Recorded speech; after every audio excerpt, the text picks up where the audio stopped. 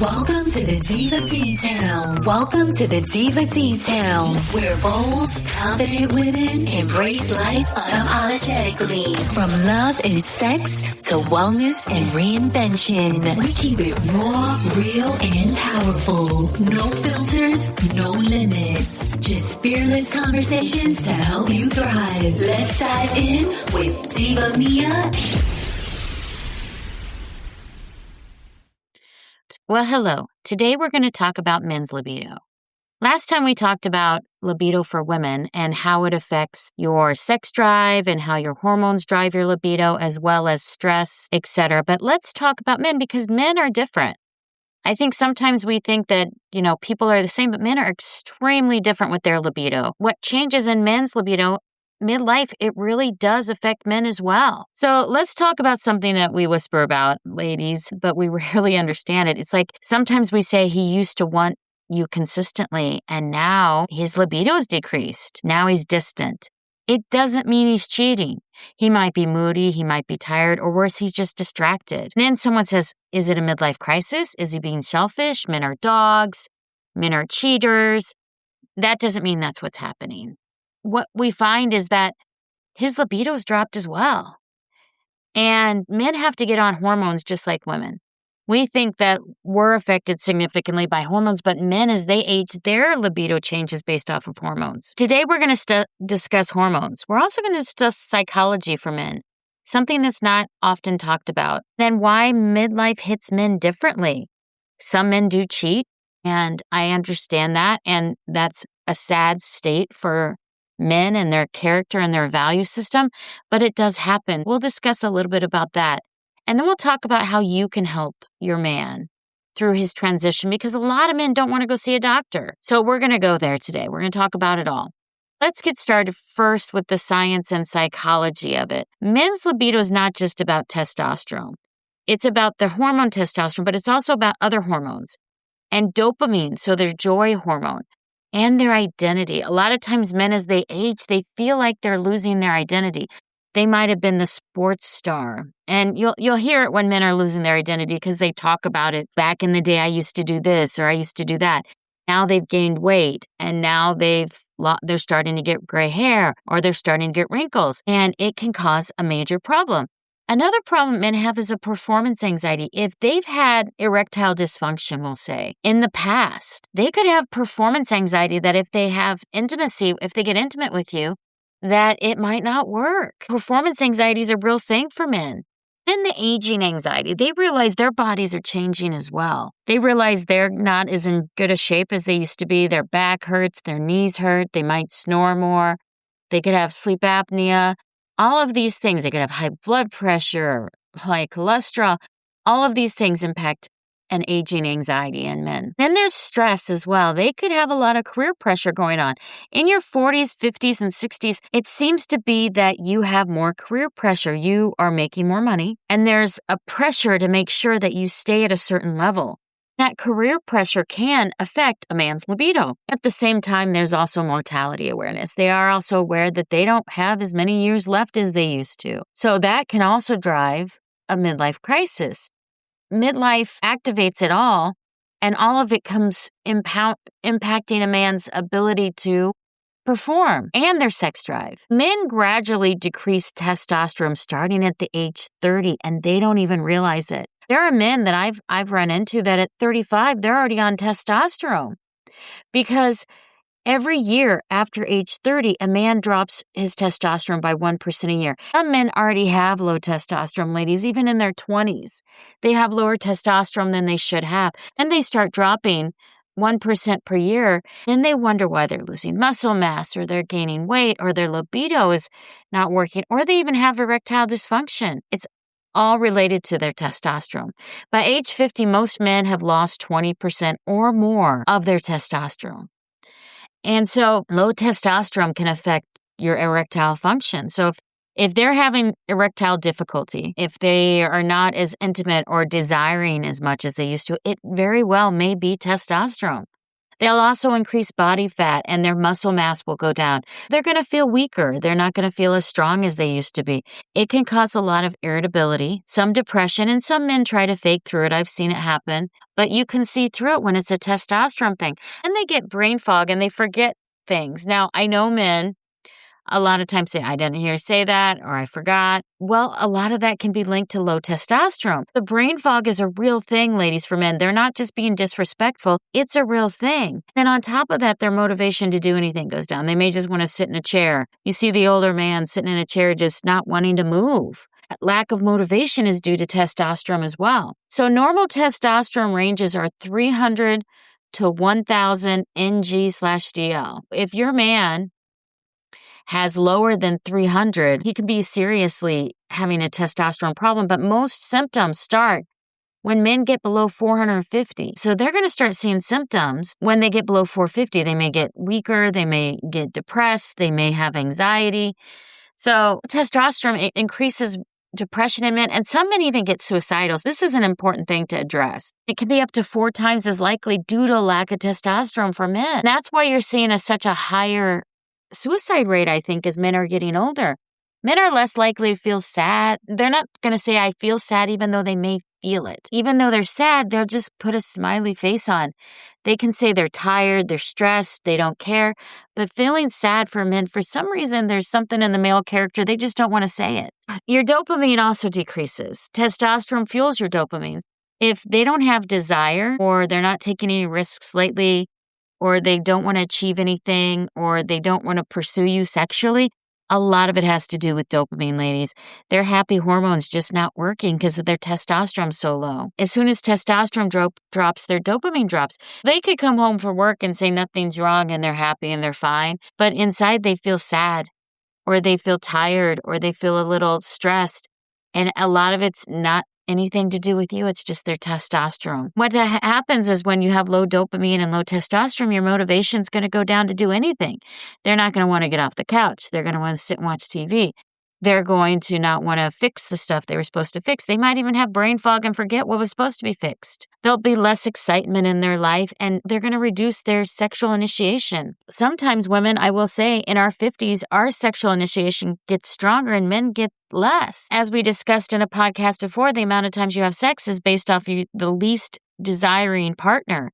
If your partner doesn't desire sex now, because his testosterone has dropped, you may be like, what the heck is going on? Is he cheating? What's going on? It's just because he doesn't feel like it anymore. It can also feel like he stopped trying. And it can make you sad, and it can mess with your dopamine as well. But biologically, his drive system may be downregulating. You know, you see these older men, really older, with these younger women. And it's funny because it may just be that those younger women don't have as much of a sexual desire. Because when you get older, their sexual desire decreases unless they upregulate their hormones. Midlife, ladies, it's when 10 to 20% of adults experience a true midlife crisis. It happens more in men. I think you see it when they're driving the red Corvette, or they step out on their wives, or they do something stupid, and it's part of a midlife crisis. They're more likely to act outwardly, whereas women, a lot of times with our midlife crisis, we're like, self-reflect. What do we need to do with our businesses? How can we do more? How can we become what we want to be? Whereas men go buy a car, or they cheat, or they quit their job and decide to do something crazy, or they date women that were just not typical for them to date. Women are more likely to internalize, like reinvent our career, go to therapy, work on our health, work on our bodies, whereas men, they want to go buy a car. They want to have an affair. They want to quit their job. They want to go try to be free to get that oomph back that they're missing. That oomph is that dopamine hit. They're not feeling it because their testosterone's so low. Male identity is often wrapped around and structured around their career success. If their career is stagnant, they're not feeling very happy about it. If their sexual vitality, they're not able to perform like they used to, they could have a serious need for a midlife crisis. Also, they have a physical strength that women, we don't have. And when they start to get weaker and they can't lift as much, and maybe you're working out and you're lifting more, it can be very intimidating for a man. They also like to have the provider role in mind. If they can't provide, ladies, and you're now the one providing, it can cause a midlife crisis. If they have all 4, it's dangerous. midlife disrupts all four. So by 45 to 50, a lot of times men's plateau in their career. They're not moving upward. They're just kind of stagnant. And there's younger, competitive people entering the workforce and maybe even showing them up. And then on top of that, their body's starting to change. They're starting to get a little bit of a belly, possibly. They haven't been working out as much. Their muscles may be going down. Men, if you can during this crisis, don't go out and cheat on your wives. Go to the gym, work out any frustration you have about your career or younger competitors in the gym, because that will help drive your testosterone as well. Go lift weights. This will help your sexual vitality as well. And I know that for men at this age, it takes longer to recover. So don't hit it as hard as you did in football in high school, but go lift some weights, because it will help with your erectile performance as well, because your erectile performance might fluctuate. Again, why it's so important to have testosterone at this age. Also, you may have a midlife crisis just because you look back and you're like, wow, my father died at this age, or my mother died at this age, and I'm this age. I don't have many years left. I want to sow my oats. Men go through that, ladies. Sometimes children are independent. So men are like, let me branch out, because mortality becomes real for men. They really reflect hard on this because, ladies, remember, women tend to live longer than men. We don't get this until our 60s or 70s, whereas men are feeling it in their 40s and 50s. It may become a real thing. They may say, I want to go find a new person because I only have a few years left. And they want every experience to be exciting. A psychologist will call it, it's called status threat plus mortality awareness. So maybe their career is going down and they realize they don't have much life left, or their body's changing and they want to sow some oats. That combination can trigger what's called the midlife crisis. And it impacts families. And you'll see a lot of divorces of men between 40 and 60. But let's be careful about this, because cheating is a choice. If you are a man and you go out and cheat, that's your choice. But psychology and therapy could help to avoid that, because infidelity rates tend to peak for men right around 55 to 60. By the time they're 60, there's less and less infidelity. Most men are cheating between 40 and 60, and it's due to the midlife crisis, on top of other issues as well. But cheating is a choice, men and ladies, for you as well. If you choose to cheat on your partner, that's on you. It's not on your partner. Stop the blaming and the deflecting when you cheat. It's just on you. The reality is most men, their estimated lifetime for infidelity is about 20% of married men and about 13 to 15% of married women. Only 20% of married men are going to cheat. Only 13 to 15% of married women are going to cheat. When that happens, it can happen more than once. Don't get me wrong. That's why you say once a cheater, always a cheater. But when 20% of married men are cheating and 13 to 15% of married women are cheating, and then they cheat again, that's the person. It doesn't count twice. Midlife cheating is often linked validation seeking to make sure that you still have it, or you still got it. Sometimes men cheat with younger women. Sometimes men cheat with older women. They just want to cheat. It can be sexual performance reassurance. It can be a dopamine spike for men because it's something new. Person gone. And men also have a fear of aging. Again, makes them feel like they're not invisible, because if they're having career issues, they may not feel visible anymore. It can cause an identity panic. When a younger woman shows interest in a man, sometimes it's such an ego boost for them. It makes them feel powerful. It makes them feel like they have relevance in the world again. It is less about sex for men than it is about feeling an ego and being big in their head. I think a lot of men, they don't really care about the connection. They just want to feel good about themselves. Again, that's why I think you see a lot of older men dating really young women. It's about their ego boost. It just shows a level of insecurity, honestly, in men. It's less about sex. It's more about identity restoration. If that's what they need, that's fine. But the destruction that men are leaving in their path and the destruction that women are leaving is really sad. Try to find other ways and other outlets to boost your ego, like going to the gym and working out, maybe get a new hobby. It's not an excuse to have your ego boosted, but it does explain the psychological driver behind what men and women are doing when they have affairs during their midlife crisis. What happens a lot of times is you lose a partner too. If a man lost a partner or a woman lost a partner, they relied on their partner, whether it was through divorce or whether there was a death. That partner was a primary emotional support. They could have been their best friend. They were also kind of a live-in therapist, if you will, and they helped regulate their emotions. When you lose that partner, you no longer have that. Now you're on your own. Even if a man finds another partner, it's not going to be the same because they might have been married for a long time. That regulation is important. Men seek out other partners that fulfill that need, and sometimes they can find it and sometimes they can't. Men statistically have fewer close friends than women, and women, we rely on each other. We rely on each other to help us through tough situations. Men don't have that. If they do have relationships, if a relationship declines or ends, a man experiences higher depression rates, higher chance of suicide, and substance abuse. You'll see it in men that are becoming alcoholics, or you go to a bar and it's filled with middle-aged to 50s, 60s, and 70-year-old men because they're drinking it out. They're trying to drink their sorrows instead of talking to a friend. Men over 50 have one of the highest suicide rates of any demographic group. It's really sad. A lot of it is due to their actions and their choices. It's not because they're weak. It's because many men were never taught how to regulate their emotions, how to discuss their emotions with someone. Then they lose their partner and they don't know how to work it out. I'm hoping that today we can work on helping our men so they don't go through some of this. Let's move on to some solutions. One of the things you can do, ladies and gentlemen, is things you can do like encourage hormone testing. I noticed that a lot of men are they're adverse to going to see a doctor and they don't want to get tested. Sometimes, ladies, you're going to have to set the appointment for them, just to tell you the truth, because they won't even schedule it.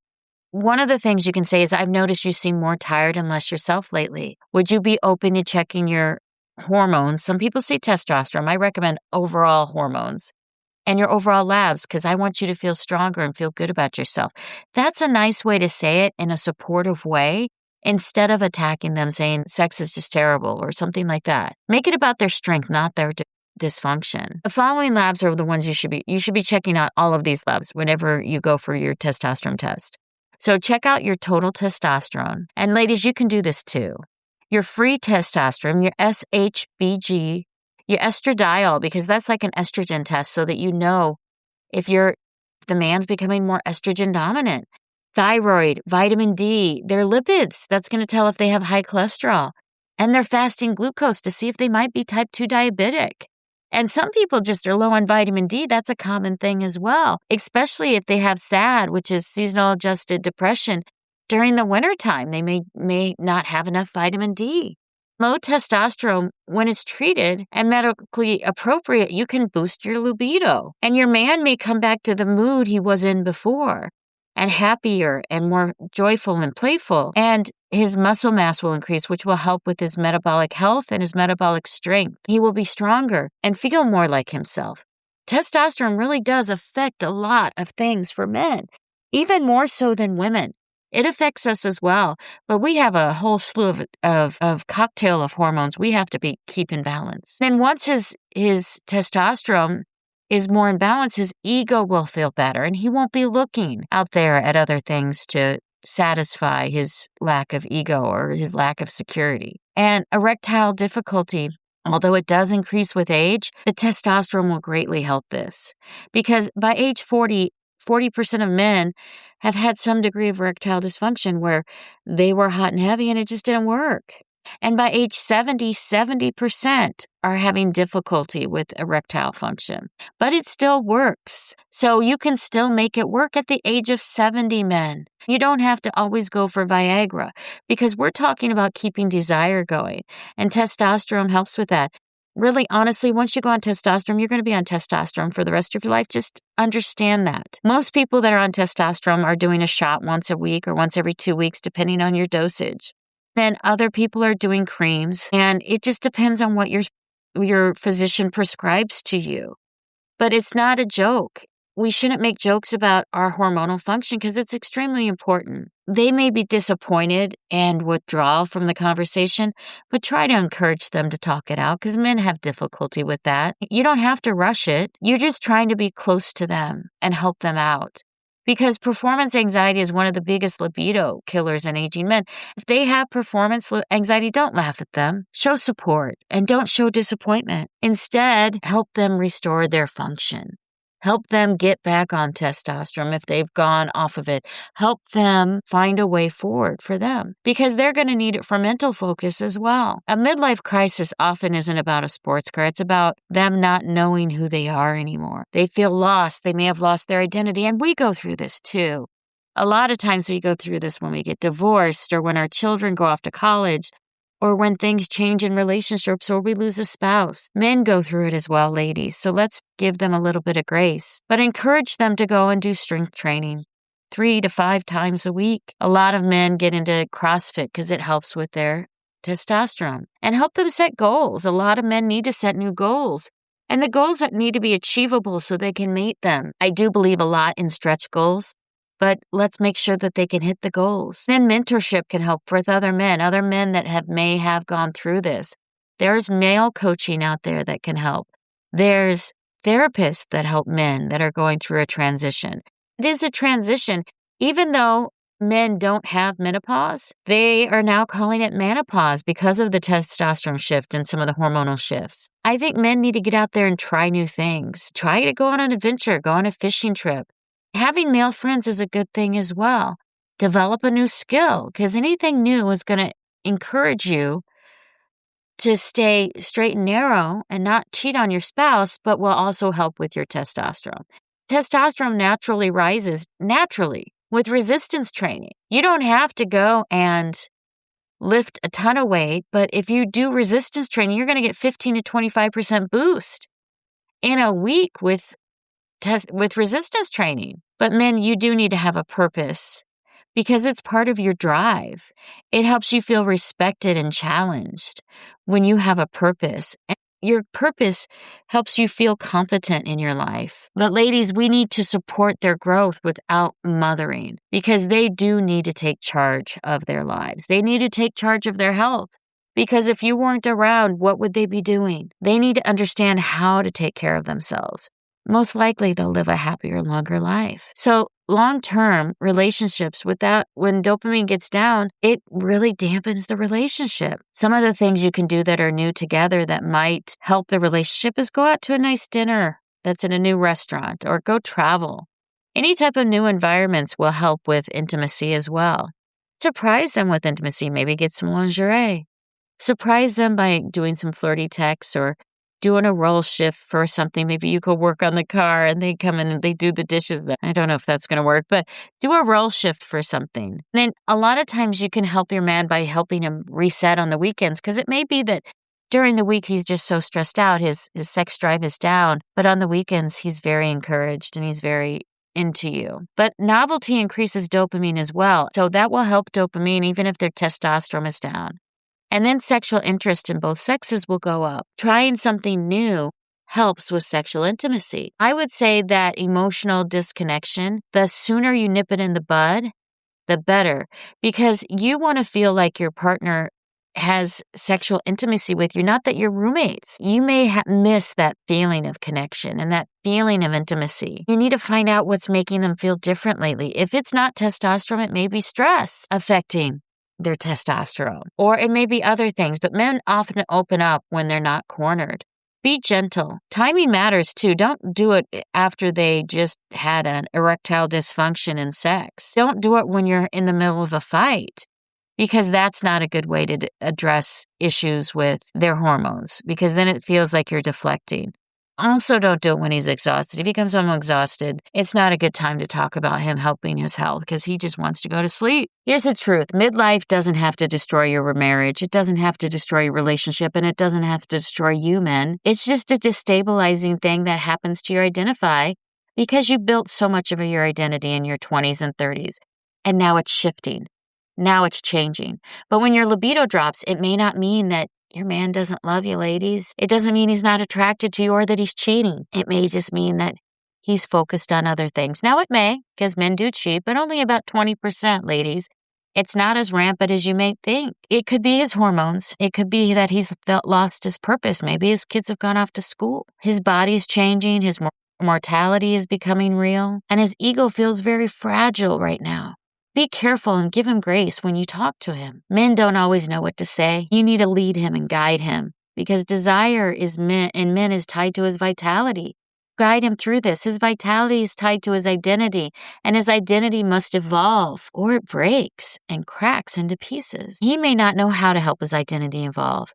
But that's where you can come in. You can help him with new things. You can help him go to the doctor. Offer assistance and a guiding hand, but don't be his mother. If this episode resonates, share it with a woman that's navigating this season, or share it with a man, because midlife doesn't have to be a crisis. With hormonal therapy and the guiding of therapists and coaches and your partners, it can be a reinvention for men as well.